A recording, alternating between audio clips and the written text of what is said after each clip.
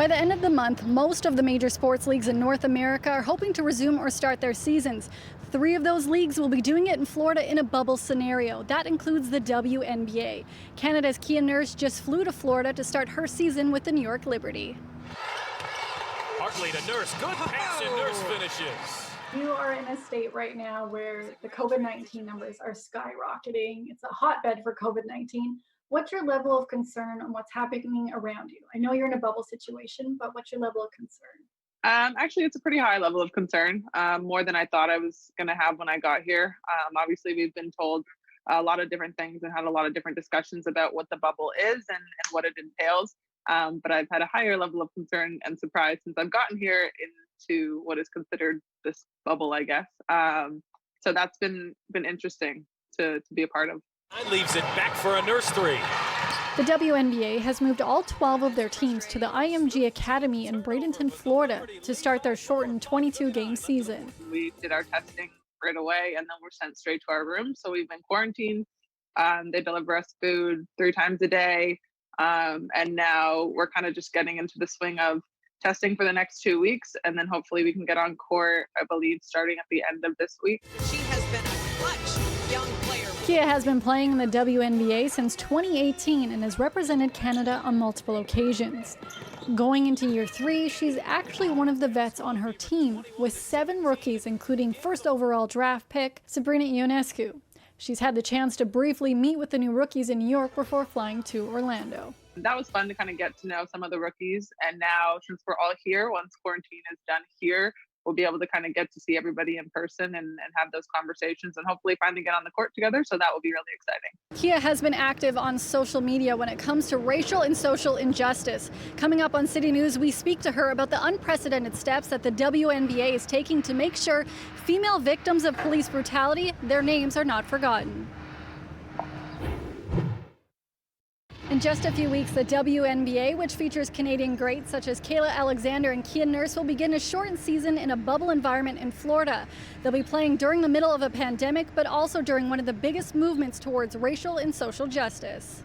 Leaves it back for a Nurse 3. You will be wearing a special uniform throughout the season that is part of seeking justice for women and young girls that were victims of police brutality. It's so much more than basketball now.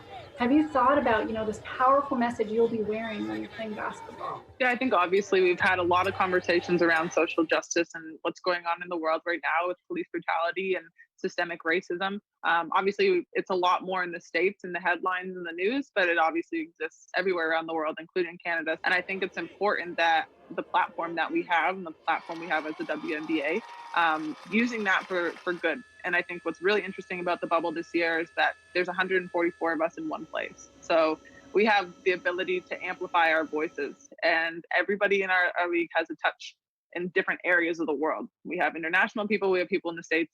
So I think it'll be really fun for us to obviously bring that message forward. Up and in. Kia has represented Canada at the Olympics, the Pan Am Games, and most major basketball events around the world.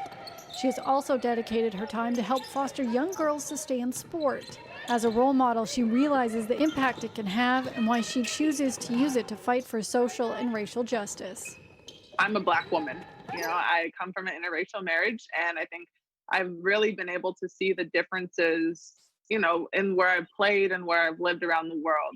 And I am very grateful to be from Canada. I'm a very proud Canadian, and I see reasons why day after day. But no country's perfect, no place is perfect. And I think what's important is that understanding this is something that affects me on a daily basis. This is something that affects people that I love on a daily basis. Hartley to Nurse, good pass and Nurse finishes.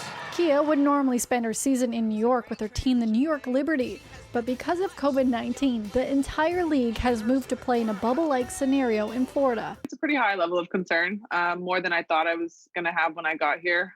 Obviously, we've been told a lot of different things and had a lot of different discussions about what the bubble is and what it entails. But I've had a higher level of concern and surprise since I've gotten here into what is considered this bubble, I guess. So that's been interesting to be a part of. The WNBA and the Players Association also launched a new platform called the Justice Movement.